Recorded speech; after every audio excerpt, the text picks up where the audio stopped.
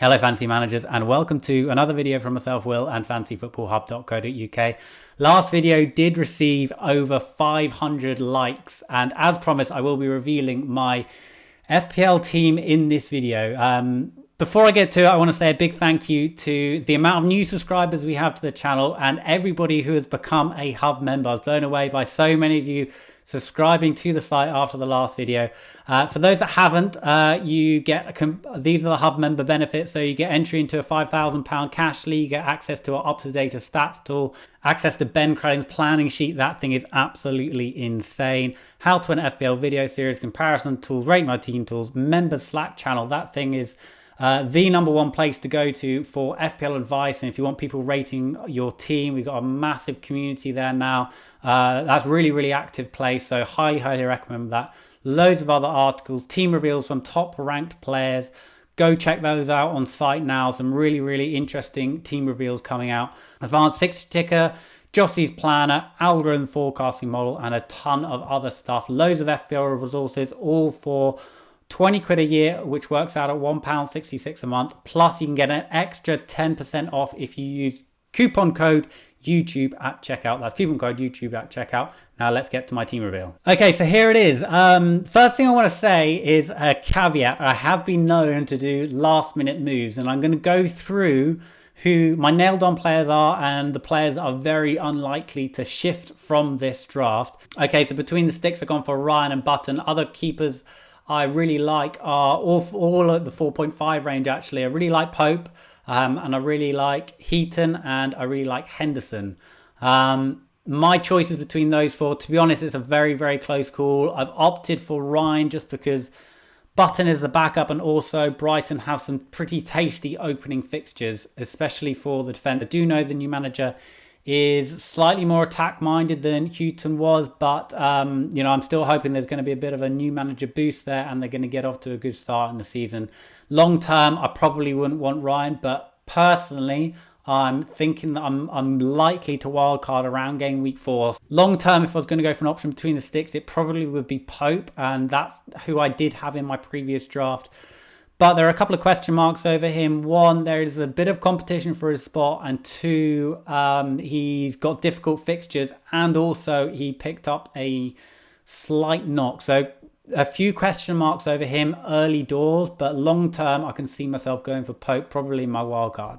Moving on to defence then, I've gone for the Liverpool double up in Trent Alexander-Arnold and Van Dijk. Trent Alexander-Arnold has the highest points per match per million, so he's effectively the best value in the game. Some people are concerned that Gomez could occasionally play right back. I'm personally not too worried about that. Liverpool have very easy fixtures to start, and in the easy fixtures, Trent Alexander-Arnold does play pretty much every single time, and if he does get benched, it will be in the more difficult ones. And to be honest, if he does get benched in the more difficult ones, then that's not necessarily the end of the world.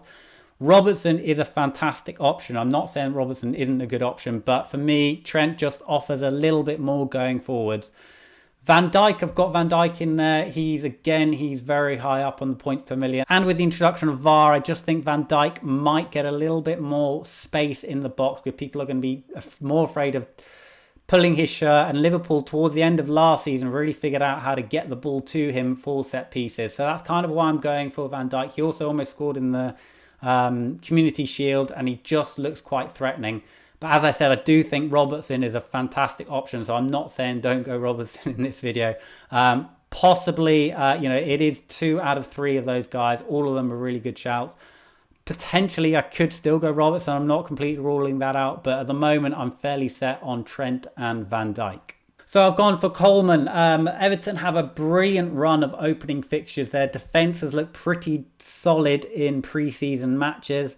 Coleman was one of the top scorers in terms of points per game towards the end of last season. He has got that goal threat. A lot of people going with Dean, and I can understand that route. I do think he's a very good option, but I feel like there's not a massive difference between the two. And I feel like that 0.5 saved could be worthwhile. It just gives a little bit more flexibility to the rest of the squad. Having said that, I do still think that Dean is a very, very good fantasy prospect. And if I could afford it, I would. And Coleman is one of those positions which I'm not 100% set on, and it could still change in the next 24 hours.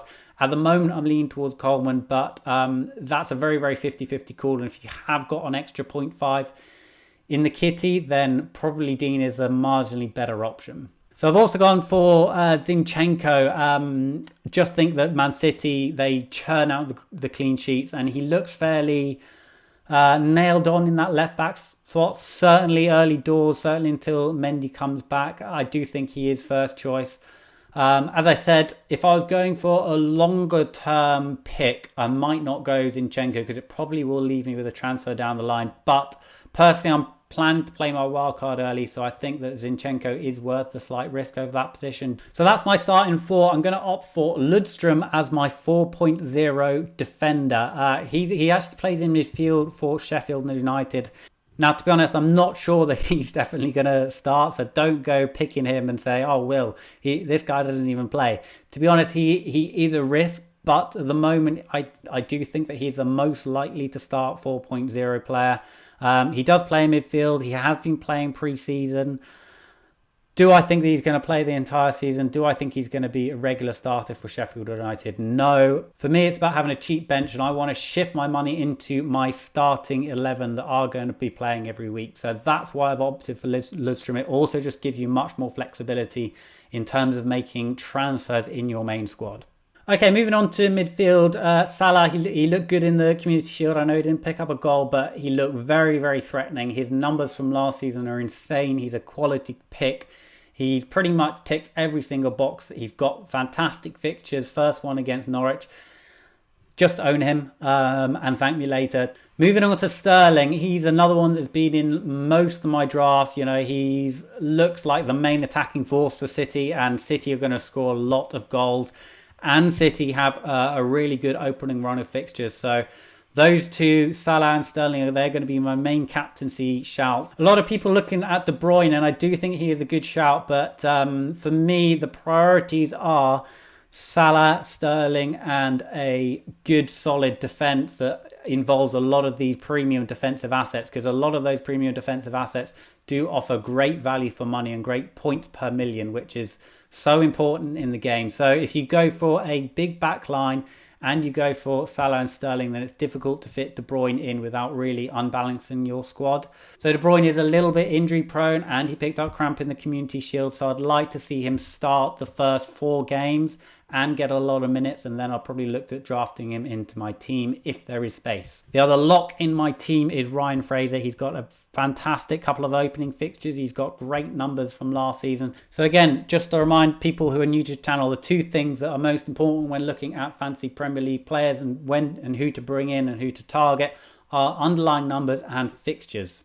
And the 2 resources that I use for those are the Advanced Fixture Ticker on site and our brand new OptaStats tool. So I highly recommend go checking those out. I'll leave a link in the description. So Salah, Sterling and Ryan Fraser, complete locks in my midfield. They've been in pretty much every single draft. Lucas Moura, on the other hand, he's potentially one which might move out. But at the moment, I do quite fancy him for Gameweek 1 and Aston Villa at home. Think that he's potentially could score well there. Next game is against City away, which he will struggle, but then he's got Newcastle at home the following week. So over those first 3 weeks, I do think he is worth a punt. And of course, Son is suspended for the first 2, so you're pretty certain that Lucas Moura is at least going to start those 2. Long term, I think he's probably going to be in the Spurs starting 11, but you know, you'll have to assess that situation when Son comes back. So there are 3 other options which I'm potentially considering for Lucas Moura's spot in my team. Firstly is Martial. So he seems to be playing a fairly central attacking role for Ole Gunnar Solskjaer in the Manchester United team. He looks to be playing well pre-season, and he ticks a lot of the boxes with players that I look for. And he scored fairly well last season. He's down as a midfielder, but he's playing as a striker, so he's out of position. The second one that potentially could take Lucas Moura's place is David Silva. I think he has been slightly overlooked. I do know he's aging a little bit, and he might not get that many minutes, but for 7.5 getting into that City attacking team, I think that he offers a lot of value. The last one is, and this could involve a little bit of a reshuffle, is Perez from Leicester. He's probably my Leicester pick. I do like Maddison, I do like Tielemans, and I do like Vardy as well. But Perez coming in at 6.5, he offers a lot of potential value there. So if I did want to, for example, upgrade Coleman to Dean, I could potentially look at downgrading more to Perez. That also frees up another 0.5 to spend elsewhere. So potentially that has been, Perez has been in my drafts, and that's potentially where I might make a change if I did want to bring in Dean instead of Coleman. So at the moment, Mora is in there, and that's the way I'm leaning for my Game Week 1 team, but potentially those other three could still make the cut. My 4.5 bench fodder is Dendoncker, and actually I think that he offers quite a little bit going forward, and I do think that he's the best 4.5 by quite a long way. So if you're looking for a 4.5 player and you don't have Dendoncker, I'd personally go with him. Moving on to the Strikeforce, Wilson has been a lock in my team since my very first draft. He's got great numbers from last season.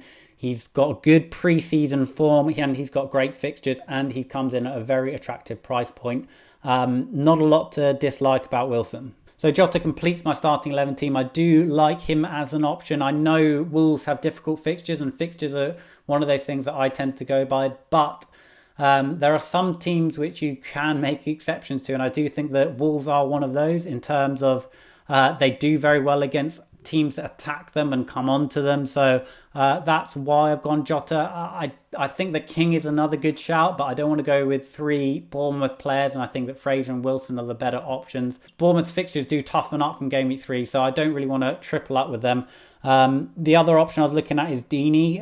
Watford do have a nice set of opening sort of four fixtures, so potentially could go that way. But Jota's been shown to be playing well, good pre-season. He's got good numbers from last season, and he's going to be central to that Wolves team, I believe. So Greenwood completes my team. I need a 4.5 million striker. To be honest, I don't think he's ever going to play in my team. I don't think he's ever going to play in Manchester United teams. He might get a few minutes.